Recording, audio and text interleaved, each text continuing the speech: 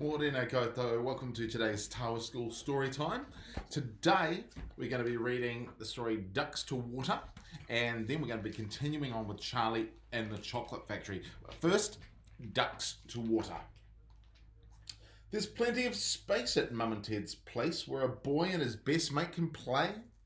Oscar was quick to bring back the stick, but then Bryn just threw it away. As they followed the track, they heard a loud quack, then another and another and another. They both started tracking the sound of the quacking from Duck and its father and mother. What a surprise as they came down the rise. The duck pond was empty and dry. Bryn said, "I can't think how to get them a drink, but I know we're going to just have to try." "We need your help, Ted. The pond's a dry bed. I think there's a block in the drain. A tractor might shift it, a bully might lift it, and it's big, and we could need a crane." They brought every tool to the duck swimming pool, well, the place where the pool ought to be. Ken brought the crane to lift out the drain and parked it beside a big tree. "If we pull this out, the water will spout, so let's block it off right back there." While they were talking, Oscar went walking, chasing rabbits and a very big hare. Oscar stopped for a rest by a duck's hidden nest when one of the eggs made a crack. One by one, the whole batch all started to hatch, including one right at the back. Ducklings are dumb, they thought Oscar was mum, and cuddled up close to his tummy. Then he walked down the track with the ducks on his back. Bryn laughed at the doggy duck mummy. Ted blocked off the drain. Ken brought in the crane for lifting and doing the hard work. Bryn looked to the sky as Ken raised the pipe high. The crane made a jiggle and jerk.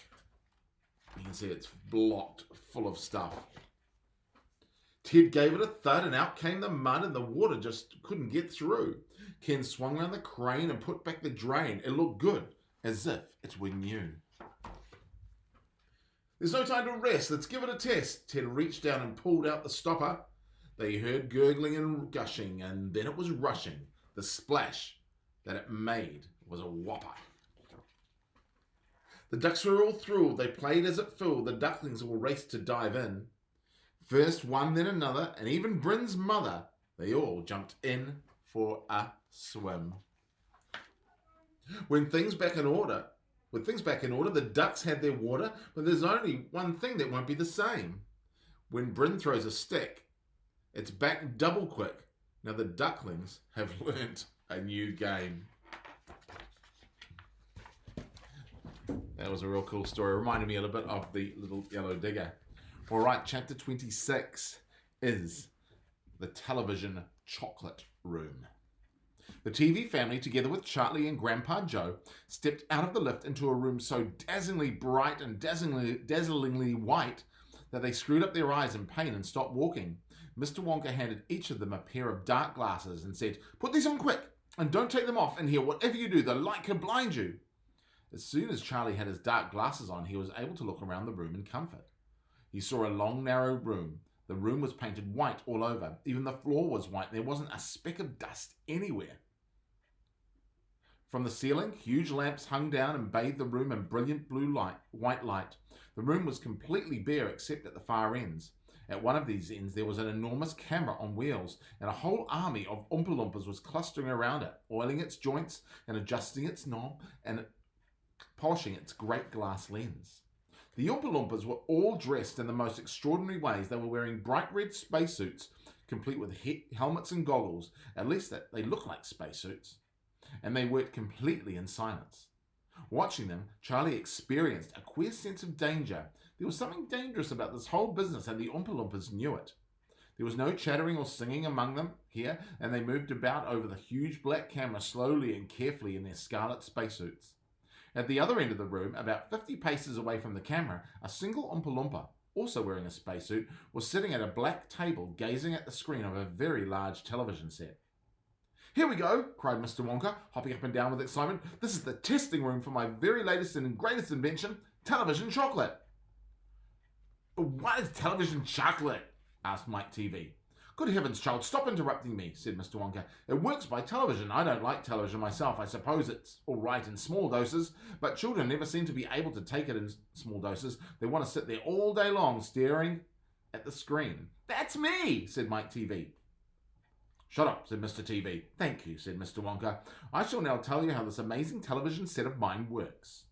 But first of all, do you know how ordinary television works? It's very simple. At one end, where the picture is being taken, you have a large camera and you start photographing something. The photographs are then split into millions of tiny little pieces, which are so small that you can't see them, and these little pieces are shot out into the sky by electricity. In the sky, they go whizzing all around all over the place until suddenly they hit the antenna on a roof of someone's home, and then they go flashing down the wire that leads right back to the TV set, and in there, they get jiggled and joggled around, and every last one of those millions of pieces is fitted back into its right place, just like a jigsaw puzzle. And presto, the photograph appears on the screen. That isn't exactly how it works, Mike TV said. I'm a little deaf in my left ear, Mr. Wonka said. You must forgive me if I don't hear everything you say.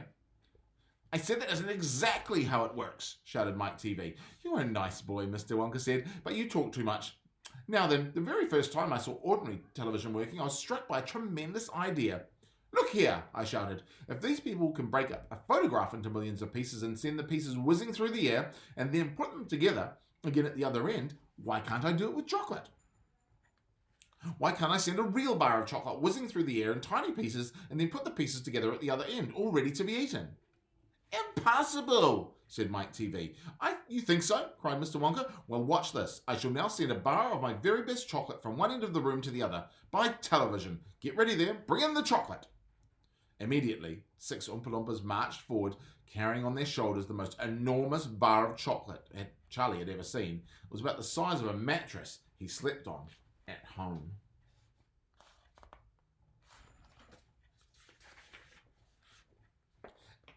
It has to be big, Mr. Wonka explained, because whenever you send something by television, it always comes much smaller than when it went in. Even the ordinary television, when you photograph a big man, he never comes out on your screen any taller than a pencil, does he? Here we go then, get ready. No, stop, hold everything. You there, Mike TV, stand back. You're too close to the camera. There are dangerous rays coming out of that thing. They could break you up into a million tiny pieces in 1 second. That's why the Oompa Loompas are wearing spacesuits. The suits protect them. All right, that's better. Now then, switch on. One of the Oompa Loompas caught hold of a large switch and pulled it down. There was a blinding flash. Oh, the chocolate's gone, shouted Grandpa Joe, waving his arms. He was quite right. The whole enormous bar of chocolate had disappeared completely into thin air. It's on its way, cried Mr. Wonka. It's now rushing through the air above our heads in a million tiny pieces. Quick, come over here. He dashed over to the other end of the room where the large television set was standing, and the others followed him. Watch the screen, he cried. Here it comes. Look. The screen flickered and lit up. Then suddenly, a small bar of chocolate appeared in the middle of the screen. Take it, shouted Mr. Wonka, growing more and more excited. How can you take it? Asked Mike TV, laughing. It's just a picture on a television screen. Charlie Bucket, cried Mr. Wonka. You take it. Reach out and grab it. Charlie put out his hand and touched the screen, and suddenly, miraculously, the bar of chocolate came away in his fingers. He was so surprised he nearly dropped it. Eat it, shouted Mr. Wonka. Go on and eat it. It'll be delicious. It's the same bar. It's got smaller on the journey, that's all. It's absolutely fantastic, gasped Grandpa Joe. It's a miracle. Just imagine, cried Mr. Wonka, when I start using this across the country, you'll be sitting at home watching television, and suddenly a commercial will flash on the screen, and the voice will say, Eat Wonka's chocolates. They're the best in the world. If you don't believe us, try one for yourself. Now. And you can simply reach out and take one. How about that, eh? Terrific, cried Grandpa Joe. It'll change the world. Chapter 27 is Mike TV is sent by TV. Mike TV was even more excited than Grandpa Joe at seeing a bar of chocolate being sent by television. But Mr. Wonka, he said, can you send like other things right through the air the same way, like breakfast cereal, for instance? Oh, my sainted aunt, cried Mr. Wonka. Don't mention that disgusting stuff in front of me. Do you know what breakfast cereal is made of? It's made of all those curly little wood shavings you find in pencil sharpeners. But could you, send it, by chocolate, by television, if you wanted to If you wanted to, like as you do with chocolate? Asked Mike TV. Of course I could. And what about people? Asked Mike TV. Could you like send out like a real person from one place to another in the same way? A person? Cried Mr. Wonka. Are you off your rocker? But could it be done? Said Mike. Good heavens, child. I really don't know. I suppose it could. Yes, I'm pretty sure it could. Of course it could. I wouldn't like to risk it, though. It might end up with some very nasty results. But Mike TV was already off and running. The moment he heard Wonka saying, I'm pretty sure it could, of course it could, he turned away and started running as fast as he could towards the other end of the room where the great camera was standing. Look at me, he shouted as he ran. I'm going to be like the first person in the world to be sent by television. No, cried Mr. Wonka. Mike, screamed Mrs. TV. Stop, come back, you'll be turned into millions of tiny pieces. But there was no stopping Mike TV now. The crazy boy rushed on, and when he reached the enormous camera, he jumped straight for the switch, scattering Oompa Loompas right and left as he went. See you later, alligator, he shouted, and he pulled down the switch, and as he did so, he leapt into the full glare of the mighty lens. There was a blinding flash.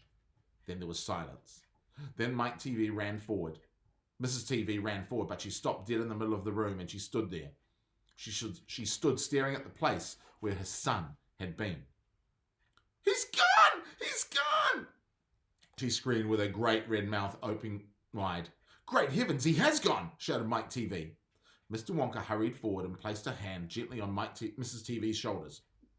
We shall have to hope for the best, he said. We must pray that your little boy will come out unharmed at the other end.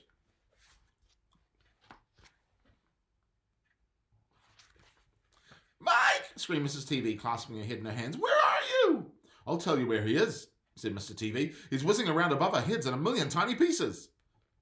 Don't talk about it, wailed Mrs. TV. You must watch the television set, said Mr. Wonka. He may come through at any moment. Mr. and Mrs. TV and Grandpa Joe and little Charlie and Mr. Wonka all gathered round the television and stared tensely at the screen. The screen was quite blank. He's taking a heck of a long time to come across, said Mr. TV, wiping his brow. Oh dear, oh dear, oh dear, said Mr. Wonka. I do hope that no part of him gets left behind. What on earth do you mean? Asked Mr. TV sharply. I don't wish to alarm you, said Mr. Wonka, but it does sometimes happen that only half the little pieces find their way into the television set. It happened last week. I don't know why, but the result was only that half a bar of chocolate came through. Mrs. TV let out a scream of horror. You mean it's only half of mine coming back to us? She cried. Let's hope it's the top half, said Mr. TV. Hold everything, said Mr. Wonka. Watch the screen. Something's happening. Then some wavy lines appeared, and the screen began to flicker. Mr. Wonka adjusted one of the knobs, and the wavy lines went away, and now very slowly the screen began to get brighter and brighter. Here he comes, yelled Mr. Wonka. Yes, that's him all right. Is he all in one piece? Cried Mrs. TV. I'm not sure, said Mr. Wonka. It's too early to tell. Faintly at first, but becoming clearer and clearer every second, the picture of Mike TV appeared on the screen. He was standing up and waving at the audience, grinning from ear to ear. But he's a midget! Mike, cried Mrs. TV, are you all right? Are there any bits of you missing? Isn't he going to get any bigger? Shouted Mr. TV. Talk to me, Mike, cried Mrs. TV. Say something. Tell me you're all right. A tiny little voice, no louder than a squeaking of a mouse, came out of the television set. Hey, Mum! It said, Hey, Bob, look at me. I'm the first person ever to be sent by TV. Grab him, ordered Mr. Wonka, quick. Mrs. TV shot out a hand and picked the tiny figure of Mike TV out of the screen. Hooray, cried Mr. Wonka. He's all in one piece. He's completely unharmed. You call that unharmed? Snapped Mrs. TV, peering at the little speck of a boy who was now running to and fro across the palm of her hand, waving his pistols in the air. He was certainly no more than an inch tall. That's about that much. He's shrunk, said Mr. TV. Of course he's shrunk, said Mr. Wonka. What did you expect? This is terrible, wailed Mrs. TV. What are you going to do? And Mr. TV said, We can't send him back to school like this. He'll get trodden on. He'll get squashed. He won't be able to do anything, cried Mrs. TV. Oh, yes, I will, squeaked the tiny voice of Mike TV. I'll be able to watch TV. Never again, shouted Mr. TV. I'm throwing the television set right out the window the moment we get home. I've had enough of this television. When he heard this, Mike TV flew into a terrible tantrum and he started jumping up and down on the palm of his mother's hand, screaming and yelling and trying to bite her fingers. I want to watch television, he screamed. I want to watch TV, I want to watch TV, I want to watch TV. Here, give him to me, said Mr. TV, and he took the tiny boy and shoved him into his breast pocket of his jacket and stuffed a handkerchief on top. Squeals and yells came from inside the pocket, and the pocket shook as the furious little prisoner fought to get out. "Oh, Mr. Wonka!" wailed Mrs. TV. "How can we make him grow?" "Well," said Mr. Wonka, stroking his beard and gazing thoughtfully at the ceiling, "I must say that's a wee bit tricky, but small boys are extremely springy and elastic. They stretch like mad. So what we'll do, we'll put him in a special machine I have for testing out the stretchiness of chewing gum. Maybe that'll bring him back to what he was." "Oh, thank you," said Mrs. TV. "Don't mention it, dear lady." "How far do you think he'll stretch?" asked Mr. TV. "Maybe miles," said Mr. Wonka. "Who knows? But he's going to be awfully thin. Everything gets thinner when you stretch it." "You mean like chewing gum?" asked Mr. TV. "Exactly. How thin will he be?" asked Mrs. TV anxiously. "I haven't the foggiest idea," said Mr. Wonka. "And it doesn't really matter anyway because we'll soon fatten him up again. All you'll have to do is give him a triple dose of my wonderful super vitamin chocolate. Super vitamin chocolate contains huge amounts of vitamin A, B. It also contains vitamin C, D, E, F, G, I, J, K, and L. Vitamin M, N, O, P, Q, R, T. Vitamin U, V, and W, X, Y, and believe it or not, vitamin Z. The only two vitamins it doesn't have in it are vitamin S because it makes you sick, and vitamin H because it makes you grow horns on the top of your head, like a bull. But it does have, in a very small amount, of the rarest and most magical vitamin of all, vitamin Wonka." "And what'll that do to him?" asked Mr. TV. "It'll make his toes grow out until they're as long as his fingers." "Oh no!" cried Mr. TV. "Don't be silly," said Mr. Wonka. "It's most useful. He'll be able to play the piano with his feet." "But Mr. Wonka—" "No arguments, please," said Mr. Wonka. He turned away and clicked his fingers 3 times in the air. An Oompa Loompa appeared immediately and stood beside him. "Follow these orders," said Mr. Wonka, handing the Oompa Loompa a piece of paper on which he had written full instructions, "and you'll find the boy in his father's pocket. Off you go. Goodbye, Mr. TV. Goodbye, Mrs. TV. And please don't look so worried. They'll all come out of the wash, every one of them." At the end of the room, the Oompa Loompas around the giant camera were already beating their tiny drums and beginning to jog up and down to the rhythm. "There they go again," said Mr. Wonka. "I'm afraid you just can't stop them singing." Little Charlie caught Grandpa Joe's hand, and the two of them stood beside Mr. Wonka in the middle of the long bright room, listening to the Oompa Loompas, and this is what they sang.